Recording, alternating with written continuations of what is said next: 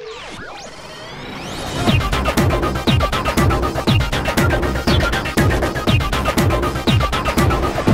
the openness of the internet at risk? Well, this question has recently come into the spotlight after Google's Sergey Brin made some powerful statements to The Guardian. According to Brin, he and fellow Google co-founder Larry Page would not be able to build their search engine in the current internet environment, given restrictive players such as Facebook. His perspective, however, has gained some criticism since Google itself has been accused of controlling data as well. So at this time, we're going to bring in Rebecca Lieb, an analyst with the Altimeter Group and longtime search veteran, to help us understand these issues and whether or not they're legitimate. Thanks for joining us today, Rebecca. Thank you so much for having me. You're very welcome. Well, in Sergey Brin's interview with The Guardian, he questioned the future of the open web, saying, quote, "I am more worried than I have been in the past," end quote. So in your opinion, is the internet becoming less open? I think it depends on what you mean by less open. I think Brin was talking about two different halves of openness. One, on the one hand, is governmental restrictions. Regimes such as China, some of the governments in the Middle East that have been blocking citizen access to an open internet, censoring results, limiting people's ability to visit certain sites is one thing. And then other environments that are web specific, such as the walled gardens that have been developed by companies such as AOL or Apple, or direct competitors of Google, such as Facebook, are an entirely different kind of open. And I think it's disingenuous to put the two in the same basket, which is what Brin is doing. I think one is a very, very important social and political discussion. The other is a business discussion. I want to get into those issues in just a minute, but you and I, we've spoken about net neutrality issues many times in the past, but do you think that the threat overall, is it actually growing? Because the issue really seems to have quieted somewhat after the FCC put its open internet order in place. Indeed, the issue did quiet somewhat. I was hoping that the issue would have quieted 3 years ago when Obama took office, and he said he was never going to let this happen on his watch. But indeed, the debate has raged on for quite some time. I'm not sure that it's over yet.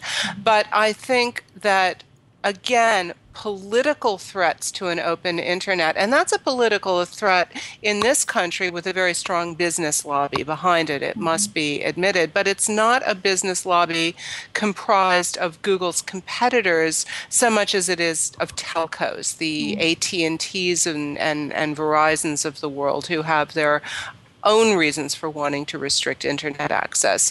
So yes, there are threats to free and open internet access through business, through governments, through anti-democratic means, but they can't really all be lumped in one basket. And we've seen them coming. I remember back in the pre-Google days of the web, you would go to conferences on internet advertising, and in those days, Douglas Rushkoff was a fixture. You know, he's still a very popular commentator on all things cultural and internet. And he would say, "I'm warning you now, advertisers are going to take over the internet. It's going to become a commercial place." And indeed, there's exponentially more advertising and marketing online than there was back in 1998, 1999. At the same time, there's been a rash of innovation, and innovation that companies like Google itself could never have achieved were they not financed by advertising money, which is really how Google makes its money, to finance its degree of innovation. Well, as you said, Brin did reference the walled gardens of Facebook and Apple in his interview. Do you believe that there is truth to this claim, though? Are these companies walled gardens? AOL less so than it was. You know, Apple, particularly iOS, you know, to a pretty fair extent. But again, iOS is competing directly against Android. So I think it really is patently obvious that when Brin is criticizing companies from a business perspective, the companies that he's criticizing are Google's direct competitors. I would have liked to have seen him broaden that argument and single out companies or organizations that were not a business threat or a potential business threat to Google. Well, what about Google's recent actions?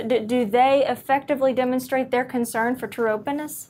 All of these factor in, and other aspects factor in, such as Facebook is allied with Bing, Google's largest competitor in search, in terms of social search, which is a very growing and increasingly important part of organic search results. So that's, to a very large extent why Google is building up Google Plus to the extent that it is. Twitter is also, kind of a frenemy at this point. So there are camps, there's competition, but competition also keeps things healthy to a very large extent. So we have to understand what side people are playing on and what their interests and motivations are before we say they're the ones who want to close down an open internet. The business threats posed by a Facebook or a Bing or even a Google or an Apple are small potatoes compared to really anti-democratic internet threats, such as those posed by anti-net neutrality or the governments in oppressive or non-democratic regimes worldwide. Right, and just one recent example, Matt Cutt's latest video says that Google may manually remove sites from its index simply based on its own judgment. So that brings up the argument as to where Google's place is in this debate. And Google is no longer sharing keyword data with people who do not advertise on Google, and they're saying that that's privacy concerns, but one could also argue that they are limiting the openness that they once had with people who subscribe to web analytics and are merely curious about what kind of keywords bring people to their sites. Absolutely. All right, well, what would you like to see tech giants such as Google do to really preserve the open internet? I would like to see more lobbying in Washington where it counts. For example, anti-net neutrality measures. I think that the stance that Google took in China was very brave and very admirable. I would also like to see Google make an effort, I'm not accusing them of not making an effort, to bring internet access and all the educational and cultural benefits that the business benefits that the internet can provide to underserved countries and regions and populations. And I'm seeing Google do some of that with delivering free Wi-Fi to cities, so I can't fault them there. All right, we'll see what happens next. Thank you so much for talking with us, Rebecca. Thanks for giving me the opportunity, and great to hear your voice again. Oh, thank you very much. With this WebProNews report, I'm Abby Johnson.